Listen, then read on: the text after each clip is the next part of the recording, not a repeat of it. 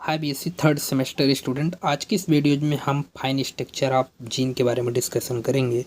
जैसा कि जानते हैं, एक वीडियो में हमने आपको जीन के इंट्रोडक्शन के बारे में डिस्कस किया था। जीन क्या होते हैं, जीन के टाइप्स क्या होते हैं। तो एक बेसिक बोल सकते हैं कि किसी भी चीज़ की शुरुआत जब की जाती है तो एक बेस बनाया जाता है। तो बेसिक चीज़ें जो थी वो कवर हो चुकी हैं। जीन के बारे में हमने ऑलरेडी अच्छा खासा डिस्कस कर दिया है।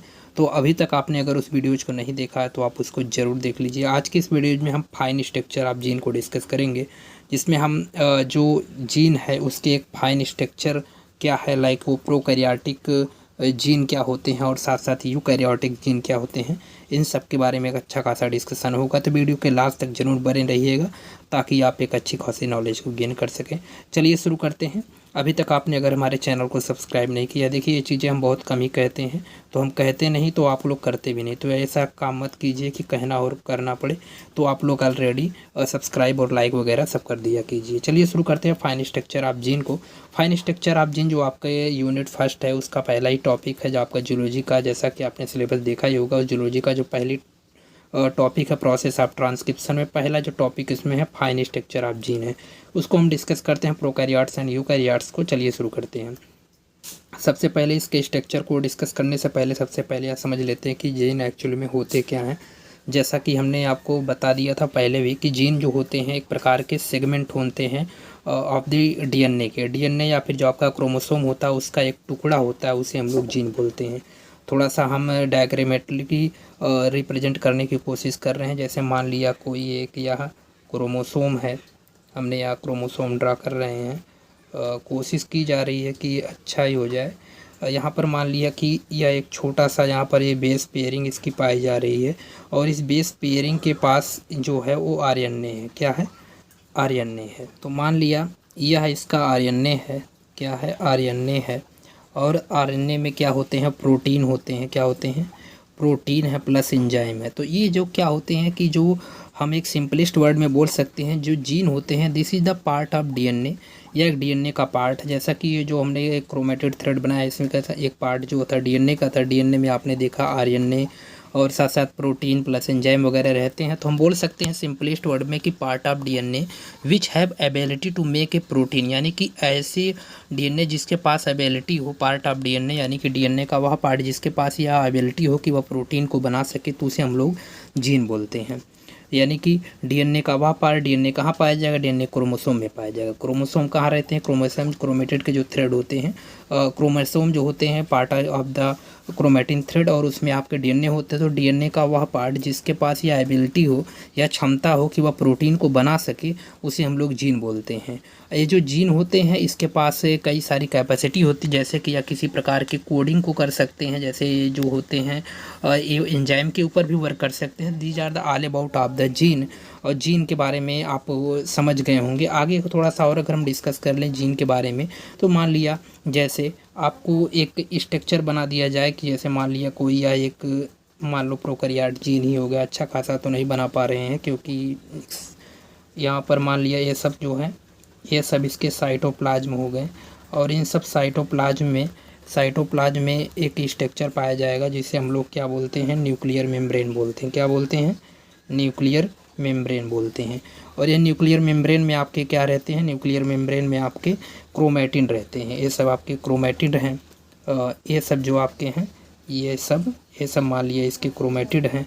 और इस क्रोमैटिड के पास क्या होता है? क्रोमैटिन जो होता है, ये जो क्रोमैटिन है, क्रोमैटिन जो है, इस क्रोमैटिन में क्या होता है? क्रोमैटिन में होता है आपका डीएनए। क्या होता है?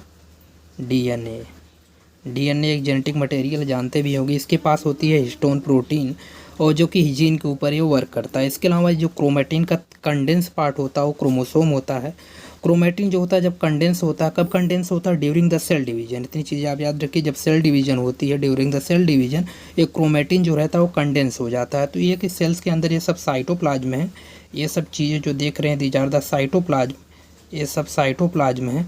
और इस साइटोप्लाज्म में ये जो आपके प्लाज्मा मेम्ब्रेन रहती है उसके अंदर आपके क्रोमैटिन पाए जाते हैं, न्यूक्लियस में आपके क्रोमैटिन पाए जाते हैं और उसमें डीएनए होते हैं जो कि जेनेटिक जो जीन है उसके ऊपर ही वर्क करते हैं। तो जीन क्या होते हैं? जीन एक पार्ट ऑफ डीएनए है जिसके पास यह एबिलिटी होती है टू मेक ए प्रोटीन, यानी जिसके पास यह एबिलिटी है, जीन के पास की यह क्षमता होती है कि डीएनए से पार्ट ऑफ डीएनए, यानी कि पार्ट ऑफ डीएनए, ऐसा डीएनए का पार्ट जिसके पास क्षमता हो कि वह प्रोटीन को बना सके, उसे हम लोग जीन बोलते हैं। ठीक, तो जीन के बारे में आपने समझा होगा कि सेल्स के लेकर हमने डिस्कस कर दिया, जिसमें हमने आपको साइटोप्लाज्म में डीएनए और इन सब चीज़ों के बारे में दिखा दिया। तो these are the all about of the gene.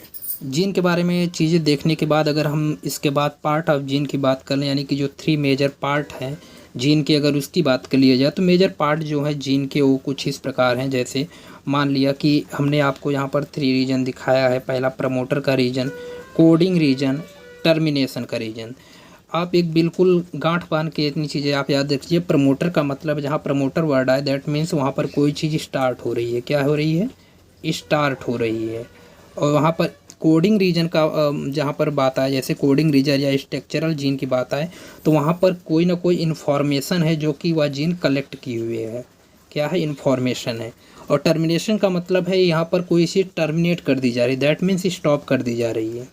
क्या कर दी जा रही है? स्टॉप कर दी जा रही है। तो जो मीन के जो जीन के जो मेजर पार्ट हैं, जैसे प्रोमोटर, कोडिंग रीजन और टर्मिनेटर, इसका मतलब बस यही होता है कि प्रोमोटर का मतलब होता है जहाँ से ऐसा जगह जहाँ से कोई चीज़ स्टार्ट हो, उसे प्रमोटर बोलते हैं। दैट मीन्स प्रमोट करना, किसी चीज़ को आगे बढ़ाना, दैट मीन्स वहाँ पर कोई चीज़ें स्टार्ट हो रही हैं। और इसके अलावा कोडिंग रीजन का मतलब होता है वहाँ पर कोई ना कोई पर्टिकुलर इन्फॉर्मेशन को वह कलेक्ट करके रखे रहता है, जिसे हम लोग स्ट्रक्चरल जीन के नाम से भी जानते हैं। और टर्मिनेटर का मतलब होता है यह इस पूरी प्रक्रिया को स्टॉप कर देता है, at the end a process होती है। एक एक को हम अच्छे से डिस्कस करेंगे। तो अभी हम आपको सबसे पहले इसके थोड़ा सा और एक एक को थोड़ा सा डिटेल करके बता दे रहे हैं। बात करें सबसे पहले अगर प्रमोटर की, तो प्रमोटर जो होता है, अगर प्रमोटर की बात कर लिया जाए तो प्रमोटर जो होता है, प्रमोटर एक प्रकार का बिगिनिंग लेवल होता है जीन के, जहाँ से जीन की जो प्रोसेस होती है, जीन का जो आगे का प्रोसेस जो होता है वो स्टार्ट होता है। जैसे यह एक ऐसा पार्ट होता है जहाँ पर कोई चीज़ स्टार्ट होती है, located at the beginning of the gene, यानी कि यह जीन के बिल्कुल बिगिनिंग स्टेज पर होता है। और यह एक ऐसा साइट होता है where the RNA polymerase binds to the start transcription, यानी कि जहाँ पर आरएनए पॉलीमरेज जो रहता है वो बाइंड टू स्टार्ट होता है, यानी कि स्टार्ट होता है फॉर द ट्रांसक्रिप्शन। तो जैसे मान लीजिए एग्जांपल में, जैसे मान लीजिए start button on the machine, जैसे कोई मशीन रहती है, आपको कोई चीज़ चलाना है तो आप स्टार्ट बटन पर क्लिक करते हैं। उसी तरीके से ये जो प्रमोटर है, प्रमोटर एक प्रकार के स्टार्ट बटन की तरीके से, जहाँ से एक बिगिनिंग लेवल का जीन होता है और यहाँ पर आरएनए पॉलीमरेज की जो होता है वह स्टार्टिंग के प्रोसेस में होता है for the start the transcription के प्रोसेस को स्टार्ट करने के लिए। लुक्स लाइक जैसे आप स्टार्ट बटन को प्रेस करते हैं किसी मशीन में प्रोसेस को स्टार्ट होने के लिए, जिस भी प्रकार की मशीन हो, तो उसी तरीके से जो आपका प्रमोटर होता है वो इन सब चीज़ों को स्टार्ट करने का कार्य करता है। अगला जो आपका कोडिंग रीजन होता है, कोडिंग रीजन पर जैसा कि हमने बताया कि कोडिंग रीजन जो रहता है वो इसमें एक प्रकार की इन्फॉर्मेशन को यह कलेक्ट करके रखता है। कोडिंग रीजन को स्ट्रक्चरल रीजन के नाम से भी जानते हैं। इसमें एक्सॉन और प्रोटीन वगैरह सब रहते हैं और यह ट्रांसफॉर्मेशन में मदद करता है। साथ साथ इसमें एक्सॉन के साथ इंट्रॉन में जैसे कुछ जंक डीएनए भी रहते हैं। जंक डीएनए का मतलब इसमें नॉन कोडिंग डीएनए रहते हैं और जो कि डीएनए फिंगरप्रिंटिंग वगैरह में इन सब का काफ़ी ज़्यादा यूजेज है। फिलहाल हम जो यहाँ पर स्लाइड में चीज़ें हैं उसको मेंशन कर देते हैं। कोडिंग रीजन का मतलब होता है दैट मीन्स कि यह डीएनए का सेगमेंट है that's codes for amino acid protein structure.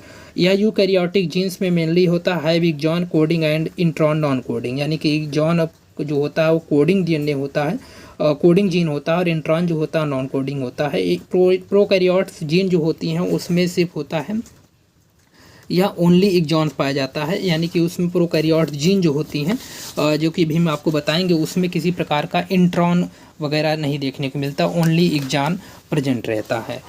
तो ये बातें हो गई कोडिंग रीजन के बारे में, और एक प्रकार का इन्फॉर्मेशन को कनेक्ट करता है। और हमने जैसा कि बताया कि यह लाइक ए रिसिप्ट, जैसे एक्सॉन जो रहता है इंपॉर्टेंट स्टेप होता है और इंट्रॉन जो होता है अननेसेसरी लाइंस होती है, remove the before final dish.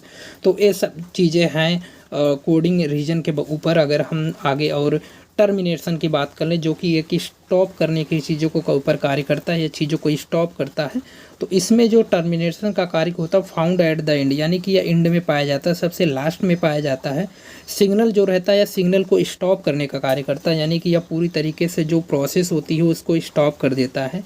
जैसे जैसे एंड में जो मूवी के एंड में जो चीज़ें स्टॉप हो जाती हैं, लुक्स लाइक उसी तरीके से टर्मिनेटर का कार्य होता है। अभी हम एक एक चीज़ों को और क्लियर करके, क्रिस्टल क्लियर करके बताते हैं। चलिए, यहाँ पर एक बेसिक डीएनए बेसिक जो आपका जीन है उसका हमने एक एग्जांपल ले लिया है। इस एग्जांपल के ज़रिए हम आपको बताने की कोशिश कर रहे हैं कि किस तरीके से जो प्रोसेस होती है इसमें आगे बढ़ती है। सबसे पहले अगर हम इसमें इसके एक एक पार्ट को थोड़ा सा हम डिस्कस कर लें कि ये जीन जो है किस तरीके से वर्क करता है। इसमें अब प्रमोटर रीजन को दिया गया है। प्रमोटर रीजन का हमने बताया कि यहाँ से कोई चीज़ जो रहती है वो स्टार्ट होती है, और इसके अलावा यहाँ पर आप कहीं पर देखेंगे टर्मिनेटर रीजन रहेगा। यहाँ पर आप देख रहे हैं ये टर्मिनेटर कोडान वगैरह, यहाँ पर ये टर्मिनेशन का रीजन है। दैट मीन्स कि यहाँ से चीज़ें स्टार्ट होंगी और टर्मिनेशन तक जाएंगी।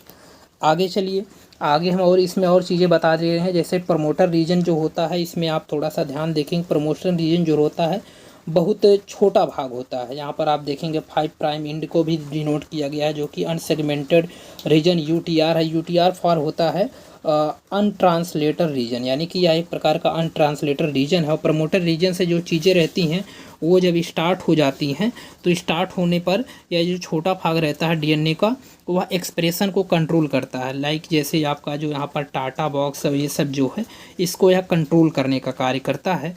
और जो फॉस्फेट, जो 5 फॉस्फेट यहाँ पर रिंग वगैरह यहाँ पर दिखाया गया रीजन, और 3 फॉस्फेट जो रीजन है, इन दोनों के बीच जो रहते हैं वो ट्रांसक्रिप्शन साइट, स्टार्ट साइट और टर्मिनेशन कोडान वगैरह जो रहते हैं इसके अंदर रहते हैं। इसमें 5 यूटीआर रीजन रहता है, जो कि mRNA को बनाएगा और उसके बाद तभी मिलता है। एक्सॉन जो रहता है, एक्सॉन इंट्रॉन वगैरह इसके अंदर पाए जाते हैं। इसके और थोड़ा सा हम और थोड़ा सा डीपली बात करें, पहले वाला जो भाग होता है, यानी कि यहाँ पर जो पहला भाग होता है, जैसे मान लिया स्टार्ट साइट जहाँ से है, स्टार्ट साइट यहाँ पर है, जैसे स्टार्ट साइट यहाँ से है, तो स्टार्ट साइट का जो पहला भाग होता है वो निगेटिव में रहता है, और आगे की जो डाउन स्ट्रीम की तरफ जो चीज़ें जाती हैं वो वहाँ पर ये पॉजिटिव वे में चली जाती हैं। ठीक है, और इसके अलावा इसे हम लोग पॉलीसाइट के नाम से भी जानते हैं। और इसका जो यहाँ से लेकर यहाँ तक का जो रीजन है, इसे हम लोग कोडिंग रीजन के नाम से जानते हैं।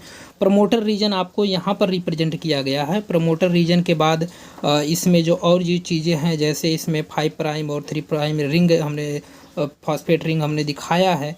और इसके अलावा ट्रांसक्रिप्शन जो इसमें स्टार्ट होता है वो यहाँ से ट्रांसक्रिप्शन स्टार्ट साइट यहाँ पर दिया गया है। ये ट्रांसक्रिप्शन स्टार्ट साइट है, जहाँ पर इनिशिएशन कोडान जो रहता है वहाँ से ये स्टार्ट होता है। एक्सॉन, माइक्रो आरएनए, जीन वगैरह जो यहाँ पर शो किए गए हैं। और फर्दर इसमें यूटीआर वगैरह यहाँ पर आप देख रहे होंगे, यूटीआर फॉर होता है अनट्रांसलेटर रीजन, यानी कि यह अनट्रांसलेटर रीजन है, और जो कि पॉलीटेल्स वगैरह ये सब जो है इसके डाउन स्ट्रीम अप स्ट्रीम जो है इससे रिप्रेजेंट किया है। डाउन स्ट्रीम का मतलब यहाँ पर चीज़ जो रहती है वह निगेटिव की तरफ रहती हैं, और डाउन अप स्ट्रीम का मतलब यहाँ पर चीज़ जो रहती है वह निगेटिव की तरफ रहती हैं, और डाउन स्ट्रीम में पॉजिटिव की तरफ रहती हैं। तो these are the all about of the exon एक जीन, यानी कि जीन के एक बेसिक इंफॉर्मेशन के बारे में हमने आपको बता दिया। आगे हम और चीज़ों के बारे में अभी डिस्कस करते हैं। तो एक बेसिक इंट्रोडक्शन के बाद, बेसिक जो आपका वो था, उसके बाद अगर हम एक जीन की बात कर लें, प्रोकैरियोटिक जीन की बात कर लें, तो प्रोकैरियोटिक जीन जो होता है इसमें बस एक चीज़ आप याद रखिए कि जो प्रोकैरियोटिक जीन है उसमें दो, जैसे मान लिया कि ये इसका प्रमोटर का रीजन हो गया और इसका टर्मिनेटर का रीजन हो गया, तो ये जो प्रमोटर और टर्मिनेटर का रीजन है इसके बीच में आप देखेंगे तो इसमें आपको बहुत सारे ढेर सारे जीन आपको देखने को मिलेंगे। जैसे जीन ए हो गया, जीन बी हो गया, जीन सी हो गया, जीन डी हो गया, जीन ई हो गया। तो इसमें क्या होता है कि ये जो सब जीन है इसके ऊपर वर्क करने के लिए आपकी एक ही यही जो प्रमोटर और टर्मिनेटर है यही दोनों वर्क करते हैं। लेकिन इसमें होता क्या कि कई सारे जीन पाए, जैसे जीन ए हो गया, जीन बी हो गया, जीन सी हो गया, जीन डी हो गया, जीन ई हो गया। तो ये जो अलग अलग टाइप के जीन है, यानी कि इसमें कई सारे जीन पाए जाएंगे और प्रमोटर और टर्मिनेटर मिलकर इसको चीज़ों को कन्वर्ट करने का कार्य करेंगे। उसके बाद फर्दर इसमें जो जीन ए है यहाँ पर आपका बनेगा ARNA बन जाएगा, और बी के जगह पे BRNA बनेगा, सी के जगह पे CRNA, डी के जगह पे DRNA और ई के जगह पे ERNA। इस तरीके से चीज़ें बनेगी। यानी कि यहाँ पर क्या हो रहा है, प्रोकैरियोटिक जो जीन है, प्रोकैरियोटिक जीन का जो स्ट्रक्चर एक प्रकार का पॉलीसिस्टोनिक टाइप का जीन है। यानी कि इसमें बहुत सारे जीन पाए जा रहे हैं और उसको टर्मिनेट करने के लिए सिर्फ प्रमोटर टर्मिनेटर जो मिलकर इसको टर्मिनेट करने का कार्य कर रहे हैं। तो ये जो है एक प्रकार का पॉलीसिस्टोनिक टाइप का जीन है। और वहीं पर अगर हम यहाँ पर यूकैरियोट्स की बात कर लें तो आपको यूकैरियोट्स में ऐसा देखने को नहीं मिलेगा। यूकैरियोट्स में आप देखेंगे तो यूकैरियोट्स में आपको जो प्रमोटर और यहाँ पर जो टर्मिनेटर हैं, प्रमोटर और टर्मिनेटर के बीच में, यहाँ पर कहीं होगा टर्मिनेटर, तो प्रमोटर और टर्मिनेटर के बीच में आपको एक ही जीन देखने को मिलेगा। यहाँ पर एक्सॉन 2, एक्सॉन 1, एक्सॉन 1, तो ये सब जो हैं एक ही जीन देखने को मिल रहे हैं। इसका मतलब ये है कि इसमें एक ही जीन रहते हैं यूकैरियोट्स में, और प्रोकैरियोट्स में कई सारे जीन होते हैं। तो यही एक बेसिक अंतर है, बाकी सब चीज़ें सेम है। तो अभी हम आपको और थोड़ा सा क्रिस्टल क्लियर कर रहे हैं। सबसे पहले अगर हम प्रोकैरियोटिक जीन की बात कर लें तो प्रोकैरियोटिक जीन जो होता है एक प्रकार का सिंपल टाइप का जीन होता है। प्रमोटर, एक्सॉन और टर्मिनेटर इसमें देखने को मिलते हैं। इंट्रॉन जो रहता है प्रोकैरियोटिक जीन में कम्प्लीटली एब्सेंट होता है। तो जैसे प्रोकैरियोटिक जीन का जो स्ट्रक्चर यहाँ पर प्रमोटर और टर्मिनेटर आप देख रहे हैं, यहाँ पर कहीं आपको इंट्रॉन वगैरह देखने को नहीं मिलेगा। और इसके साथ ही यहाँ पर कई सारे जीन्स देखने को मिलेंगे और कई सारे जीन्स जो रहेंगे प्रमोटर और टर्मिनेटर मिलकर इसको टर्मिनेट करने का, दैट मीन्स इसको जैसे जीन ए हो गया तो जीन ए को जीन ARNA बनाएंगे। यानी कि जैसे mRNA बनेगा और दूसरा CRNA बनेगा और ई जो है ERNA बनेगा। इस तरीके से बनने की प्रोसेस होगी। तो इसे हम लोग पॉलीसिस्टोनिक टाइप ऑफ जीन बोलते हैं। यह जो जीन रहता है ये ऑफन पॉलीसिस्टोनिक, यानी कि 1 mRNA जो रहता है कोड करता है मेनी प्रोटीन्स को। यानी कि एक mRNA जो रहता है वो कई सारे प्रोटीन्स को कोड करता है। तो इस टाइप का जो जीन होता है उसे हम लोग पॉलीसिस्टोनिक टाइप ऑफ जीन बोलते हैं। तो ये चीज़ें आप याद आएँ। जैसे एग्जांपल में जैसे एक रिमोट जो रहता है कई सारे डिवाइसेस को कंट्रोल कर सकता है। दैट मीन्स जो आपका प्रमोटर और टर्मिनेटर है उसको आप एक प्रकार का रिमोट समझिए। और ये जो जीन लगे हुए हैं जैसे जीन ए हो गया, जीन बी, जीन डी, ये सब जो हैं एक प्रकार की सब डिवाइसेज हैं। इसको जो प्रमोटर और टर्मिनेटर जो हो मिलकर कंट्रोल कर रहे हैं। तो इस टाइप का अगर सिस्टम है तो प्रोकैरियोट्स जीन का सिस्टम होता है, जीन का स्ट्रक्चर होता है। और इसमें किसी प्रकार का इंट्रॉन वगैरह देखने को नहीं मिलता। तो आपको प्रोकैरियोटिक जीन समझ में ज़रूर आया होगा। अगला जो आपका है यूकैरियोटिक जीन है। यूकैरियोटिक जीन में जैसा कि हमने बताया कि ये बहुत कॉम्प्लेक्स होता है, मोर कॉम्प्लेक्स होता है। प्रमोटर और एक्सॉन और इंट्रॉन जो रहते हैं ये सब मिलकर टर्मिनेशन में मदद करते हैं। तो इसमें प्रमोटर जो होता है, प्रमोटर से चीज़ें चलती हैं और टर्मिनेटर तक जाती हैं। और फर्दर इसमें एक ही जीन होता है। दैट मीन्स इसको कवर करने के लिए एक ही चीज़ होनी चाहिए। जैसे एक रफ वीडियो जो रहती है उसको फाइल को एडिट जब की जाती है एक फाइनल वर्जन में कन्वर्ट कर दिया जाता है। उसी प्रकार से आपका जो यूकैरियोटिक जीन है, जैसे हमने बताया रिमोट का एग्जांपल दिया कि कई सारे डिवाइस को एक ही रिमोट अगर कंट्रोल कर रहा है तो एक प्रकार का वह प्रोकैरियोटिक जीन का सिस्टम समझ में आएगा आपको। और वहीं पर अगर एक ही डिवाइस को अगर एक ही रिमोट कंट्रोल कर रहा है तो वह यूकैरियोटिक जीन के स्ट्रक्चर में आ जाएगा। तो इसमें क्या होता है, प्रमोटर और जो आपके टर्मिनेटर होते हैं वह एक ही जीन को कंट्रोल करते हैं। ये जो होता है एग्जांपल है यूकैरियोटिक जीन का, ठीक है। तो यहाँ पर जो होता है इंट्रॉन जो रहता है रिमोट करता है बाय द स्पेसिंग। और यहाँ पर एक प्रकार का जब एक ही जीन को यह कंट्रोल करेगा तो इसे हम लोग मोनोसिस्टोनिक टाइप ऑफ जीन बोलेंगे। 1 mRNA 1 प्रोटीन, यानी कि एक mRNA से ओनली एक ही प्रोटीन बनेगा। तो this is the all about of the eukaryotic gene.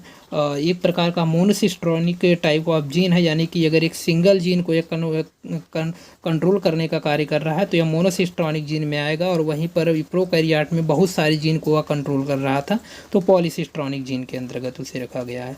तो these are the all about of the eukaryotic and prokaryotic gene structure. एक कंपैरेटिव टेबल के माध्यम से हम थोड़ा सा और इसको क्लियर करने की सोच रहे हैं। जैसे आपका जो फीचर है, जैसे इंट्रॉन वगैरह जो हैं, इंट्रॉन जो रहते हैं प्रोकैरियोटिक जीन में कम्प्लीटली एब्सेंट रहते हैं। यूकैरियोटिक जीन जो रहेंगे उसमें प्रेजेंट रहेंगे। एक्सॉन जो रहेगा वो जो आपका प्रोकैरियोट्स है उसमें प्रेजेंट रहेगा और यूकैरियोट्स में प्रेजेंट रहेगा। जीन टाइप जो है ये पॉलीसिस्टोनिक टाइप ऑफ जीन देखने को मिलेगा। दैट मीन्स इसमें एक जीन को जैसे इंट्रॉन और एक्सॉन जो है वो कई सारे जीन को कंट्रोल कर रहे हैं। जैसे हमने एग्जांपल दिया कि एक ही डिवाइस, एक ही रिमोट कई सारे डिवाइस को अगर कंट्रोल कर रहा है तो एक प्रकार का पॉलीसिस्ट्रॉनिक टाइप ऑफ जीन कहा जाएगा। दैट मीन्स या प्रोकैरियोट्स में देखने को मिलता है। हम मोनोसिस्ट्रॉनिक में हमने आपको बताया कि अगर एक जीन को एक ही कैरेक्टर्स, एक जीन को अगर एक ही ट्रांसमीटर और जो प्रमोटर और टर्मिनेटर जो कंट्रोल कर रहे हैं तो मोनोसिस्ट्रॉनिक जीन कहा जाएगा। इसके अलावा आरएनए की प्रोसेसिंग वगैरह जो रहती है इसमें प्रोकैरियोटिक जीन में नहीं रिक्वायर्ड होती और यूकैरियोट्स में आरएनए की प्रोसेसिंग जो रहती है रिक्वायर्ड रहती है। ट्रांसक्रिप्शन साइट जो है तो वो साइटोप्लाज्म में होता है। जैसा कि हमने बताया प्रोकैरियोट में हमने आपको बताया था कि एक फिगर बना के हमने ऐसे बताया था कि मान लिया कोई एक यूकैरियोट सेल है, इसमें कोई न्यूक्लियस है और इसके अलावा यहाँ पर साइटोप्लाज्म हमने दिखाया था। तो इसमें जो प्रोकैरियोट्स रहता है वो साइटोप्लाज्म में होता है और इसके अलावा प्रोकैरियोटिक जीन जो होता है वो साइटोप्लाज्म में होता है। यूकैरियोटिक जीन जो होता है वो न्यूक्लियस में होता है, जैसा कि बताया गया था। आगे अगर हम थोड़ा क्लियर, ट्रांसलेशन साइट जो रहती है साइटोप्लाज्म में देखने को मिलेगा और यहाँ पर भी साइटोप्लाज्म देखने को मिलेगा। तो these are the comparison table of the prokaryotes and eukaryotes gene. Overall conclusion की बात कर ली जाए तो दोनों टाइप्स के जो जीन है फॉलो करते हैं सेम बेसिक स्ट्रक्चर को। प्रोकैरियोटिक जीन जो रहते हैं एक सिंपल और डायरेक्ट टाइप का एक जीन बोला जाता है। यूकैरियोटिक जीन में ज़्यादा कॉम्प्लेक्सिटी देखने को मिलती है। जैसे आपको प्रोकैरियोट्स जीन और यूकैरियोट्स जीन को में थोड़ा सा एक अंतर होगा कि प्रोकैरियोट्स जीन में बिल्कुल सिंपल है। जैसे एक इंट्रॉन बना दिया और एक एक्सॉन बना दिया, यानी कि एक यहाँ पर प्रमोटर हो गया और एक टर्मिनेटर हो गया, बीच में कई सारे जीन लगा दिए, ये प्रोकैरियोट्स जीन हो गया। लेकिन यूकैरियोट्स में आपको एक्सॉन, इंट्रॉन कई सारी चीज़ दिखानी पड़ती है, ये क्योंकि वहाँ पर एक ही जीन को कोड किया जाता है। तो these are the all about of the prokaryotes and eukaryotic gene. Hopefully आपको यह लेक्चर समझ में आया होगा। अगर वीडियोज कुछ इन्फॉर्मेटिव लगी हो तो लाइक शेयर सब्सक्राइब करना मत भूलिए।